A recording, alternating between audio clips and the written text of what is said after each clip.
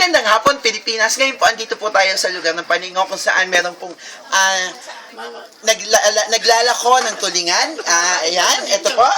Ito po yung kanyang paninda. Ayan. Alam po natin kung ano po ang pangalan ni Kuya. Kuya, ano po pangalan niyo?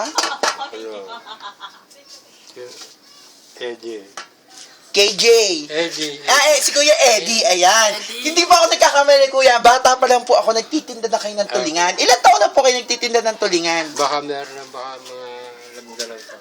Ay, 12 taon. Diyos ko. Ibig sabihin po, sa 12 taong nyo, talagang yan po ang inyong paninda lang. Araw-araw naman po naubos yung paninda nyo. Ayan. Tiga saan po ba kayo? Kasi malimit ko po kayo nakikita dito. Tiga saan po kayo? Kaingin. Tiga Kaingin, Santa Rosa. Ayan, biro nyo, tiga Santa Rosa pa po siya, tapos dumadayo po siya dito para lang po itinda ang kanyang special na tulingan. Ayan, ito po. Magkano po ang hiwa ng tulingan? 30 po. Magkano po? 30. Ayan.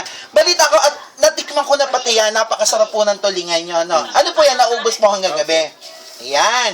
Kaya po sa mga gustong makatikim ng tulingan, ayan, ito po ang tinda ni Kuya Eddie. Matatagpuan po siya dito sa De La Paz, pero siya po ay tiga Kaingin, Santa Rosa. Ayan. Ano po ang bibili nyo? Masarap po ba ang tulingan ni Kuya Eddie? Number 1. Ayan. Kaya po, bumili na po tayo ng tulingan at napakasarap po. Lalong-lalo na po kapag isinasawsaw sa kamatis. Ayan. I-update ko pa po kayo sa iba pang kaganapan sa pagbabalik ng Noah at TV. Kaya Kuya,